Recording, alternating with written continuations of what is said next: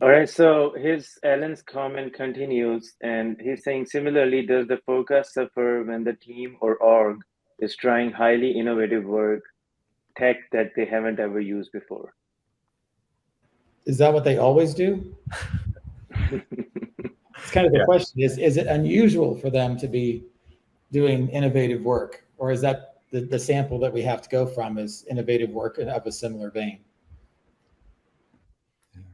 Right. Okay. It comes down to does the bucket of work that you're trying to forecast look like the bucket of work that you've done in the past? There's also in most of the tools that I'm aware of, and the two big ones are Troy McGinnis has a bunch of free spreadsheets out there that you can find, and Actionable Agile is another great tool. So most of these tools have the ability to add some sort of fudge factors.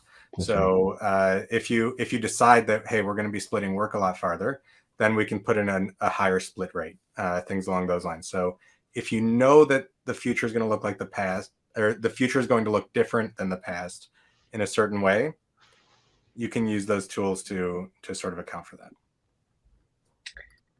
All right, Martin West, he's asking, how do you ensure that one throughput is the same as the other throughput? Do you care because of the simulation covers any variability between the work involved in each item of throughput? You don't care. That's a skinny answer. You really don't care. Simple answer. Right. You hear that in aggregate, the future looks like the past, right? Yes. And if that's not true, that's a problem, right? But if the future in aggregate looks like the past, you're fine. And I feel like I keep saying the same thing. Sorry. Yeah, because it's all about probabilities, right? That's why the Monte Carlo, the model underneath it, is taking many data samples, like thousands, tens of thousands. And actionable agile, you have the opportunity to look at like millions. And so, and it's always doing that comparison. And because of that, it really doesn't matter.